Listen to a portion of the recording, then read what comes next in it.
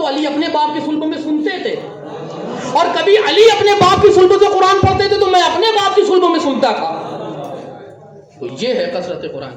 تو عزیزان گرامی، جن کے لیے قرآن میں آیتیں آئی ہوں تو ظاہر سی بات ہے ایک مجلس میں تو عرض نہیں کرا جا سکتا۔ دیکھیے لوگ کہتے ہیں کہ علی قرآن میں نظر نہیں آتے، تو یہ تو احمقانہ گفتگو ہے۔ ہم مجلس یہاں پڑھ رہے ہیں، اب پوچھا گیا چاند بھائی سے، بھائی شبلو بھائی سے، بھائی کون مجلس پڑھے گا؟ انہوں نے کہا آپ کی سنڈے تعلیم پڑھیں گے۔ کہنے لگے اچھا ٹھیک ہے۔ اب پورے مجمع نے جو ہے بالکل کہنے لگے آج یہ کچھ بھی پڑھ لیں، نہ ایک سلوات لگی ہوگی نہ ایک نعرہ ہوگا، جتنا بھی یہ زور لگا لے اور اٹھک پٹک اور ٹانگے وانگے پیٹ لیں کچھ نہیں ہوگا، نہ ایک سلوات نہ ایک نعرہ۔ تو جب مجمع نے نیتی کر لی ہو خاموش رہنے کی تو ہم جتنے بھی فضائل پڑھ دیں، مرحب کو پچھڑوا دیں، خیبر کو کھڑوا دیں، چیرہ کا دسترخوان بچوا دیں، کچھ نہیں ہوگا۔ لیکن اب پھر پوچھا گیا کہ بھائی آج کون پڑھ لے گا تعلیم؟ تو کہنے لگے آج یہ کچھ بھی پڑھ دے، ہر جملے پہ 5 منٹ نعرے، تو میں کچھ بھی پڑھ دوں، میں نے ممبر سے بس الف کہہ دیا تو کہ واہ واہ واہ واہ، کہنے لگے بے کہہ دیا، کہنے لگے تو اور اچھا اس میں نقطہ بھی ہے۔ تو ظاہر سی بات ہے سارا معاملہ ہے نیتوں پر۔ جب آپ چاہتے ہی نہیں ہیں کہ علی قرآن میں ملے تو بے کے بسم اللہ سے وزنات کی سین تک پڑ جائیے، علی کہیں نہیں ملیں گے۔ لیکن یہ نیت میں کر کے بیٹھے کہ علی قرآن میں ملے تو بسم اللہ کی بے میں علی، رحمان کے جلوے میں علی، رحیم کے پیکر میں علی، نعمت میں علی، صراط میں علی، ہر جگہ علی ہی علی نظر آئیں گے۔ کیونکہ دنیا نے قرآن کو ناول بنا کے خدا نے نازل نہیں کیا، ہماری ہدایتوں کے لیے قرآن کو نازل کیا گیا ہے۔ یہی وجہ ہے کیوں؟ کیونکہ یہ اہل بیت کا گواہ ہے، قرآن اہل بیت کا گواہ ہے، اور قرآن میں وہی چیزیں اتاری گئی ہیں جو اہل بیت کی ہدایت کے لیے ملتی ہے۔ دنیا دو چیزیں بہت پیسہ خرچہ کرتا ہے، دنیا 2 چیزوں پہ بہت پیسہ خرچہ ہے، ایک شادی میں، ایک دسترخوان پہ۔ ان کے کیا کا دسترخوان، رات کا جو ڈنر ہوتا تھا تو کوئی ایسی غذا ہی نہیں تھی جو پٹکا پور میں ملتی ہو اور ان کے دسترخوان پہ نہ ہو۔ آپ نے سنا ہوگا نا، رجواڑوں کے دسترخوان، مغلوں کے دسترخوان، نوابین کے دسترخوان۔ اما ان کی شادی میں ارے توبہ، ان کی شادی میں ارے مطلب ایسا پوچھئے نہیں، لوگ شادیوں پہ دسترخوانوں پہ مطلب یہ رواج ہے، پیسہ خرچے کرنے کو اپنے خاندان کی ڈگری سمجھتے ہیں۔ لیکن اللہ نے اتنا پیسہ خرچہ کرنے کے باوجود بھی نہ کسی دسترخوان کو اس قابل سمجھا کہ قرآن میں جگہ دے، نہ کسی شادی کو اس قابل سمجھا کہ قرآن میں جگہ دے۔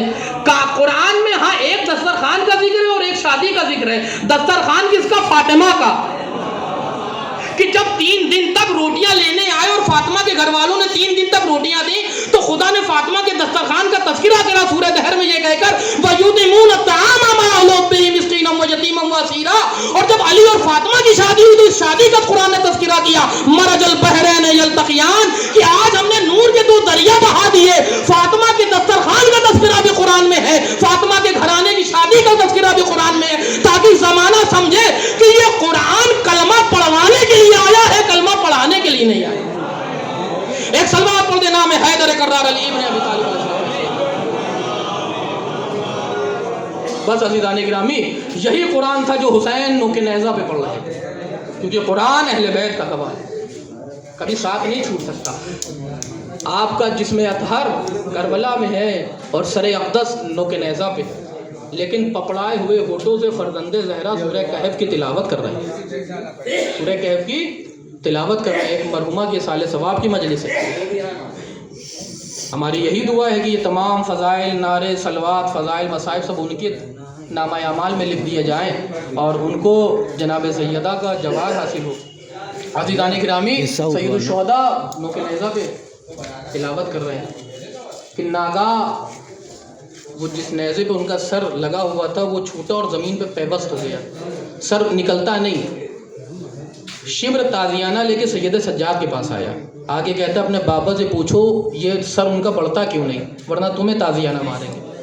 جانتے ہیں روایت کے بڑے سخت جملے ہیں۔ چوتھے امام ہتھکڑی اور بیڑیوں کو سنبھال کے بابا کے نیزے کے قریب آئے اور سر اقدس سے خطاب کہ بابا یہ آپ کا سر آگے کیوں نہیں بڑھتا؟ کہا بیٹا میری سکینہ قافلے سے بچھڑ گئی ہے۔ یعنی آپ نے سنا ہے نا ننگی پشت پہ باندھا گیا تھا، تو جب پشت چلتا تھا تو رسیاں ڈھیلی ہو جاتی تھی، وہ گر گئیں۔ جیسے یہ جملے سنے جناب زینب نے اپنے آپ کو عماری سے گرایا بے ساختہ اور ایک نشیب میں دوڑی، ان کے پیچھے جناب ام کلثوم دوڑی۔ دونوں شہزادیاں اور آقا زادیاں ایک آواز لگاتی بیٹا سکینہ کہاں ہو، آواز دو۔ روایت کہتی جب کافی دور چلی ایک روایت سنانا ہے بس زحمت، ہم کافی دور چلی تو کیا دیکھا، ایک پردہ پوش بیوی ہیں جن کے زانوں پر سکینہ سر رکھ کے سو رہی ہیں. اب جب ڈھونڈ رہی تھی بچی کو تو بچی کو اٹھانا چاہیے تھا لیکن نہیں اٹھایا نہیں. جناب زینب نے ہمارے لیے سوال کیا کہ مظلومی کیا ہے. آئیں اور پردہ پوش بیوی سے بہت ادب سے کہتی بی بی بس اتنا بتائیے کہ جس بچی کو اس کی ماں کی آغوش میں نیند نہ آئی وہ آپ کی آغوش میں کیسے سو گئی؟ ہائے ہائے ہائے ہائے. جس بچی کو اس کی ماں کی آغوش میں نیند نہ آتی ہو، جو بابا کے سینے کی آتی ہو، وہ آپ کی آغوش میں کیسے سو گئی؟ آپ جانتے ہیں ادھر سے جواب کیا، یا قیامت کا جواب تھا. کہنے لگی اے زینب، ارے جس کی آغوش میں سکینہ کے بابا کو نیند آتی ہو، ارے اس کی آغوش میں حسین کی بیٹی کو کیوں نہ نیند آئے گی؟ کہا بیبی آپ کون ہیں؟ اب جو پردہ الٹا تو کیا دیکھا، ارے سیدہ کونین تھی. اے اماں ہمارا بھرا گھر لوٹ لیا گیا. کہا اے زینب پریشان نہ ہو، ارے تمہارا قافلہ پیچھے پیچھے ہے، تیری ماں تیری پیچھے پیچھے چل رہی ہے. عزیزان گرامی یہ مظلومی اہل بیت ہے.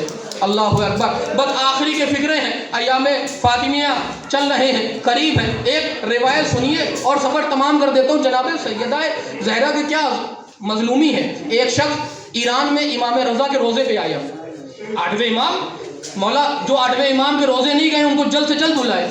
وہ گیا اور امام کی جالی پکڑ کے بہت رو رہا تھا، بہت رو رہا تھا. تو ظاہر سی بات ہے وہاں جاتے ہیں ظاہرین روتے ہیں اور رونے میں برکت رکھی گئی ہے. تو جو خدام تھے انہوں نے نوٹس کیا کہ یہ کچھ زیادہ رو رہا ہے، کافی دیر سے رو رہا ہے. تو چونکہ عزاداروں کا دل جو ہے وہ نرم ہوتا ہے، فوراً خادمین نے کہا ایسا نہ ہو روتے روتے سے غش آ جائے، ایک کام کرو اسے بیٹھا کے پانی آنے پلا دو. جب اسے بیٹھالا گیا تو کہا بھائی تم اتنا کیوں روتے؟ جملہ سنیں گے آپ تڑپ جائیں گے، اتنا کیوں رو رہے ہو؟ کہنے لگا میں اس لیے رو رہا ہوں کیونکہ 8ویں امام کے روزے میں روشنی بہت ہے. نہیں جملہ نہیں پہنچا ہمارا، 8ویں امام کے روزے میں روشنی بہت ہے. کہنے لگے یہ تو خوشی کی بات ہے کہ آقا کے اتنے چاہنے والے ہیں کہ انہوں نے روزہ انور کو اندھیرا نہیں ہونے دیا. کہنے لگے رونے کی بات یہ ہے کہ میں ابھی ابھی جنت البقیع سے آ رہا ہوں اور یہ قبر زہرا پہ کوئی چراغ جلانے والا نہیں ہے، لیکن فرزند زہرا کے مزار پہ اتنی روشنی. میں کہوں گا اے امام زمانہ جلد ظہور فرمائے اور اپنی جدہ کی قبر انور کو تعمیر فرمائے اور چاہنے والوں کو شرف زیارت نصیب فرمائے. الا لعنت اللہ القوم الظالمین. انا للہ و انا الیہ راجعون. رضا بقضاء و تسلیم اللہ علیہ. اللهم لعن قتلة الحسين وأولاده وصحبه. اللهم لعن قتلة الحسين وأولاده وصحبه. اللهم لعن قتلة الحسين وأولاده وصحبه. اللهم ان قتلة أمير المؤمنين. اللهم ان قاتل فاطمة الزهراء سلام اللہ علیہا. آپ حضرات سے التماس آخر 3 بار درود، 1 بار سورہ الحمد، 3 بار سورہ قل، پھر 3 بار درود پڑھ کر